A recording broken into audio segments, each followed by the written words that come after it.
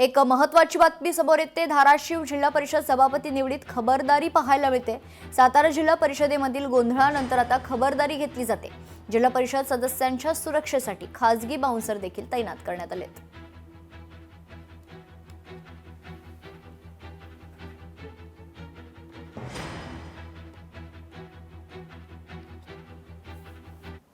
बातमी पावसाची आहे। कोल्हापूर जिल्ह्यातील अनेक ठिकाणी आता अवकाळी पावसाला सुरुवात झाली। वादळी वाऱ्यासह अनेक गावांना पावसानं झोडपून काढले।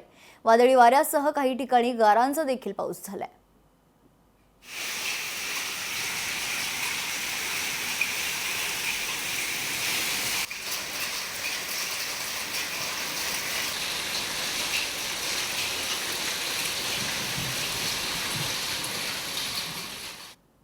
कोल्हापुरातील संगीत सूर्य केशवराव भोसले नाट्यगृहाचं काम अजूनही पूर्ण झालेलं नाहीये। त्यामुळे आज जागतिक रंगभूमी दिना दिवशी रंगकर्मींची निराशा झाली आहे। मात्र नाट्यगृहाचं काम दर्जेदार सुरू असून किमान 1 मेला तरी महाराष्ट्र दिनी रंगकर्मींना नाट्यगृह कार्यक्रम सादर करण्यासाठी खुलं करावं, अशा भावना रंगकर्मींनी व्यक्त केली आहे।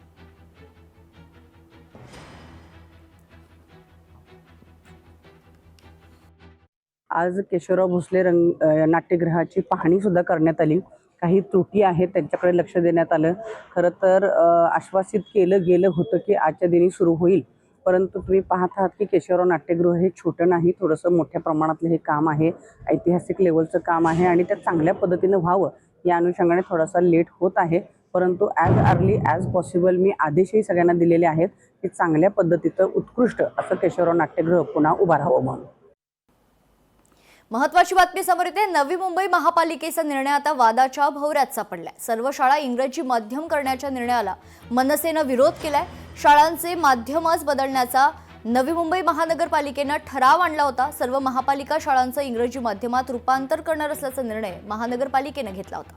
या निर्णयाला विरोधक मनसे आणि स्थानिक नागरिकांनी कडाडून विरोध केलाय।